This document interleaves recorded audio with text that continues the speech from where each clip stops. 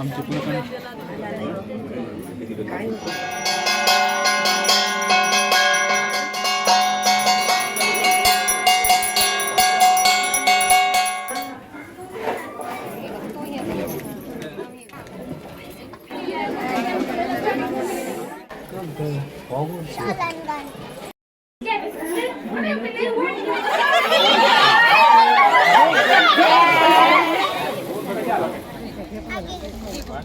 Hi, ಎಲ್ಲರಿಗೂ ನಮಸ್ಕಾರ.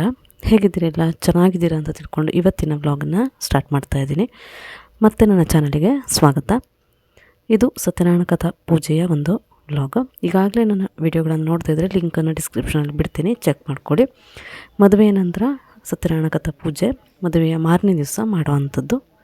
ಇದಕ್ಕೆ ಚಿಕ್ಕಪ್ಪ ಚಿಕ್ಕಮ್ಮ ಹಾಗೆ ಚಿಕ್ಕಪ್ಪನ ಮಗ ಸೊಸೆ ಹೊಸದಾಗಿ ಮದುವೆ ಆಗಿರೋಂಥ ಜೋಡಿ ಕೂತ್ಕೊಂಡಿದ್ದಾರೆ. ನಮ್ಮಲ್ಲಿ ಈ ಸಂಪ್ರದಾಯ ಇದೆ, ಏನಂತಂದರೆ ಮದುವೆ ಆದಮೇಲೆ ಸತ್ಯನಾರಾಯಣ ಕಥಾ ಪೂಜೆ ಮಾಡೋದು. ಯಾಕೆ ಅಂತ ಗೊತ್ತಿದೆಯಾ? ಯಾಕೆ ಅಂತಂದರೆ ಮದುವೆ ನಂತರ ಒಂದು ಸತ್ಯನಾರಾಯಣ ಕಥಾ ಪೂಜೆಯನ್ನು ಮಾಡೋದು ಅವರ ಒಂದು ದಾಂಪತ್ಯ ಜೀವನದ ಶುಭಾರಂಭ ಆಗಲಿ, ಹಾಗೆ ಒಂದು ಶಾಂತಿ ನೆಮ್ಮದಿಯಿಂದ ಅವರು ಇರಲಿ ಅನ್ನೋದು, ಹಾಗೆ ನವ ದಂಪತಿಗಳ ಒಂದು ಏಳಿಗೆ ಆಗಲಿ ಅಂತ ಹೇಳ್ಬಿಟ್ಟು, ದೇವರ ಒಂದು ಆಶೀರ್ವಾದ ಸಿಗಲಿ ಅಂತ ಹೇಳ್ಬಿಟ್ಟು ಒಂದು ಆಚರಣೆನ ಮಾಡೋ ಅಂಥದ್ದು ಅಷ್ಟೇ. ಅಂದರೆ ಅವರೊಂದು ಶುಭವಾದ ಆರಂಭವನ್ನು ಮಾಡಲಿ ಅನ್ನೋದಕ್ಕೋಸ್ಕರ ಶ್ರೀಮನ್ನಾರಾಯಣನ ಒಂದು ಅನುಗ್ರಹದಿಂದ ಶುಭವಾಗಲಿ, ನೆಮ್ಮದಿಯಿಂದ ಕೂಡಿರಲಿ ಅಂತ ಹೇಳ್ಬಿಟ್ಟು ಪ್ರಾರ್ಥಿಸೋವಂಥಕ್ಕೋಸ್ಕರ ಈ ಪೂಜೆಯನ್ನು ಮಾಡ್ತಾರೆ ಅಂತ ಹೇಳ್ಬಿಟ್ಟು. ಹಾಗೆ ಈಗ ಕೆಲವೊಬ್ಬರು ಪ್ರತಿ ವರ್ಷ ಕೂಡ ಸತ್ಯನಾರಾಯಣ ಕಥಾ ಪೂಜೆಯನ್ನು ಮಾಡಿಸ್ತಾರೆ. ಯಾಕೆ? ಮನೆಯಲ್ಲಿ ಶಾಂತಿ, ಸಮೃದ್ಧಿ, ಉತ್ತಮ ಒಂದು ಒಳ್ಳೆ ಆರೋಗ್ಯ, ಹಾಗೆ ಒಂದು ಒಳ್ಳೆ ಭವಿಷ್ಯ, ಯಶಸ್ಸು ಸಿಗಲಿ ಅಂತ ಹೇಳ್ಬಿಟ್ಟು ಕೂಡ ಮಾಡ್ತಾರೆ. ನಮ್ಮ ಮನೆಯಲ್ಲೆಲ್ಲ ಮದುವೆ ಹೇಗೆ ಗ್ರ್ಯಾಂಡಾಗಿ ಮಾಡಬೇಕು, ಚೆನ್ನಾಗಿ ಮಾಡಬೇಕು ಅಂತಾರೋ ಅದೇ ಥರ ಅಷ್ಟೇ ಒಂದು ಪ್ರಾಮುಖ್ಯತೆ ನಮ್ಮಲ್ಲಿ ಸತ್ಯನಾರಾಯಣ ಕಥಾ ಪೂಜೆಗೆ ಕೂಡ ಇದೆ. ವಿಶೇಷವಾಗಿ ಆಚರಿಸ್ತಾರೆ. ಊರಿನ ಎಲ್ಲ ಜನ, ಬಂಧು ಬಳಗ ಎಲ್ಲರನ್ನೂ ಕರೆಸಿ ಈ ಹೊಸ ಮದುಮಕ್ಕಳನ್ನು ಕೂರಿಸ್ಬಿಟ್ಟು ಈ ಸತ್ಯನಾರಾಯಣ ಕಥಾ ಪೂಜೆಯನ್ನು ಮಾಡಿಸ್ತಾರೆ. ಇದು ತುಂಬಾ ಚೆನ್ನಾಗಿರುತ್ತೆ. ಕಥೆಯನ್ನು ಕೇಳೋ ಅಂಥದ್ದು, ಪೂಜೆ ಮಾಡೋ ಅಂಥದ್ದು ನೋಡೋದಕ್ಕೆ ಕೂಡ ತುಂಬಾ ಖುಷಿ ಅನಿಸುತ್ತೆ.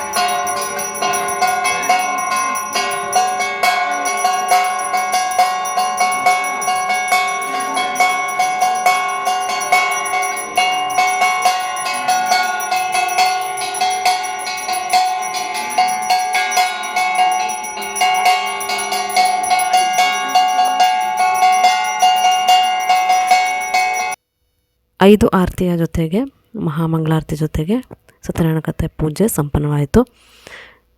ದೇವರ ಅನುಗ್ರಹ ನಿಮಗೆ, ನಮಗೆ ಎಲ್ಲರಿಗೂ ಸಿಗಲಿ, ಒಳ್ಳೆಯದಾಗಲಿ ಅಂತ ಹೇಳಿಬಿಟ್ಟು ಕೇಳ್ಕೊಳ್ತೀನಿ. ಹಾಗೆ ನಾನು ಇಲ್ಲಿ ಅವಲಕ್ಕಿನ ಕಲಿಸ್ಕೊಳ್ಳೋದಕ್ಕೋಸ್ಕರ ಕಾಯಿನ ತುರಿತಾ ಇದ್ದೀನಿ. ಏನಂತಂದರೆ ಈಗ ಹೊಸ ಮದುಮಕ್ಕಳಿಗೆ ನಾವು ನಮ್ಮ ಮನೆಯಿಂದ ಅವಲಕ್ಕಿನ ಬಡಿಸ್ಬೇಕು. ಹಾಗೆ ನಾವು ಅಕ್ಕ ತಂಗಿಯರೆಲ್ಲ ಸೇರಿಬಿಟ್ಟು ಸಿಹಿ ಏನಾದರೂ ಒಂದಿಷ್ಟು ಸ್ವೀಟ್ಸನ್ನು ತಂದುಬಿಟ್ಟು ಅವರಿಗೆ ಬಡಿಸ್ಬೇಕು. ಹಾಗೆ ಅವರ ತಾಯಿ ಮನೆ ಕಡೆಯಿಂದನೂ ಅವಲಕ್ಕಿನ ಕಲಸಿ ತಗೊಂಡು ಬರ್ತಾರೆ, ಮತ್ತು ಸ್ವೀಟ್ಸನ್ನು ಕೂಡ ಬಡಿಸ್ತಾರೆ. ಸೊ ಇಲ್ಲಿಗ ಪೂಜೆ ಕೂಡ ಮುಗಿತಾ ಬಂತು. ಎಲ್ಲರೂ ಪ್ರಸಾದಕ್ಕೆ ಕಾಯ್ತಾ ಇದ್ದೀವಿ.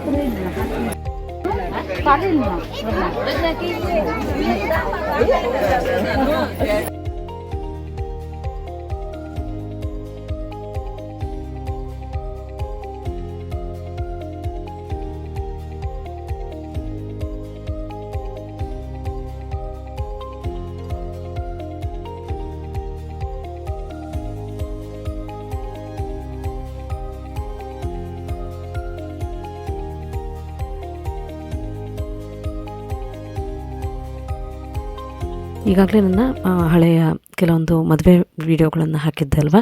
ಸೊ ಅದರಲ್ಲಿ ನಿಮ್ಗೆ ಗೊತ್ತಿದೆ ಅಂತ ಅಂದ್ಕೊಂಡಿದ್ದೀನಿ. ಅಂದರೆ ನನ್ನ ತಮ್ಮನ ಮದುವೆದು ಹಾಗೆ ನನ್ನ ನಾದಿನಿ ಮಗಳ ಮದುವೆದು ಅದರಲ್ಲೆಲ್ಲ ಈ ಶಾಸ್ತ್ರದನ್ನೂ ಕೂಡ ಹಾಕಿದ್ದೆ.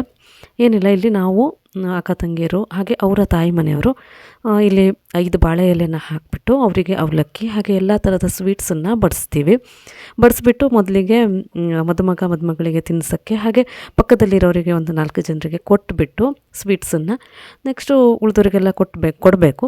ಆಮೇಲೆ ಹುಡುಗನ ಕಡೆ ನಾವು ಒಂದಿಷ್ಟು ಜನ, ಹುಡುಗಿ ಈ ಕಡೆಯಿಂದ ಒಂದಿಷ್ಟು ಜನ ಸೇರಿಬಿಟ್ಟು ಅದನ್ನು ಯಾರು ಜಾಸ್ತಿ ತೊಗೊಳ್ತಾರೆ, ಯಾರ ಹತ್ರ ಜಾಸ್ತಿ ತಿಂಡಿ ಸಿಕ್ಕಿದೆ ಅಂತ ಹೇಳ್ಬಿಟ್ಟು ಒಂದು ಆಟ ಅಷ್ಟೇ. ಏನಂತಂದರೆ ಹೊಸದಾಗಿ ಬಂದಿರೋಂಥ ಮದುಮಗಳ ಕಡೆಯವರು ಕೂಡ ಒಂದು ಬಾಂಧವ್ಯ ಚೆನ್ನಾಗಾಗಲಿ ಅಂತ ಹೇಳಿಬಿಟ್ಟು ಒಂದು ಈ ಆಟನ ಆಟಾಡಿಸ್ತೀವಿ ಅಷ್ಟೇ. ಏನು ಮಾಡಿದ್ದಾರೆ ಅಂತ ಹೇಳ್ಬಿಟ್ಟು ನೋಡಿ ನೀವು, ವಿಡಿಯೋ ವಿತ್ ವಾಯ್ಸ್ ಇದೆ.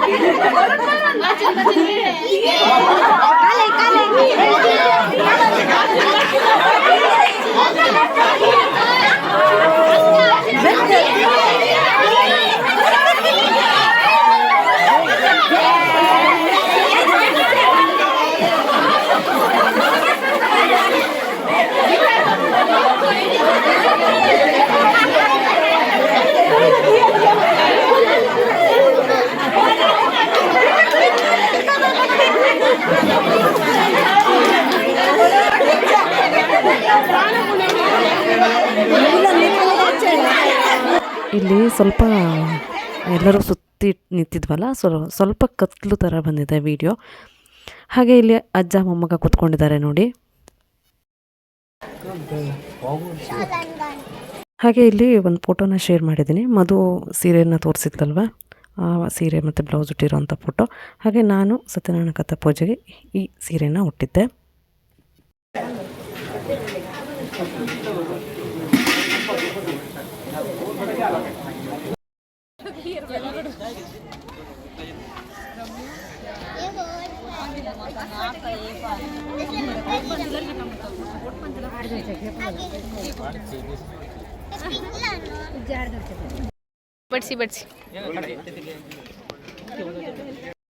ಪೂಜೆ ಆಯಿತು, ಪ್ರಸಾದನ ತಗೊಂಡ್ವಿ. ಹಾಗೆ ಇನ್ನೊಂದಿಷ್ಟು ಶಾಸ್ತ್ರಗಳು ಏನೆಲ್ಲ ಇದ್ವು ಅವೆಲ್ಲದೂ ಆಗಿ ಊಟಕ್ಕೆ ಕೂಡ ಕೂತ್ವಿ. ತುಂಬಾ ಚೆನ್ನಾಗಾಯಿತು ಸತ್ಯನಾರಾಯಣ ಕಥಾ ಪೂಜೆ ಎಲ್ಲದು ಶಾಸ್ತ್ರಗಳು ಇವೆಲ್ಲ. ಹಾಗೆ ಎಲ್ಲರೂ ಸೇರಿಬಿಟ್ಟು ಒಂದಿಷ್ಟು ಮಸ್ತಿ, ಒಂದಿಷ್ಟು ಮಾತು, ಹರಟೆ ಮಾಡಿಬಿಟ್ಟು ನನ್ನ ಮಾಡಿರೋಂಥ ಈ ವಿಡಿಯೋ ನಿಮಗೆ ಇಷ್ಟ ಆಗಿದೆ ಅಂತ ಅಂದ್ಕೊಳ್ತಾ ಇದ್ದೀನಿ. ಇಷ್ಟ ಆದರೆ ಒಂದು ಲೈಕ್, ಶೇರ್ ಮಾಡೋದನ್ನು ಮರಿಬೇಡಿ.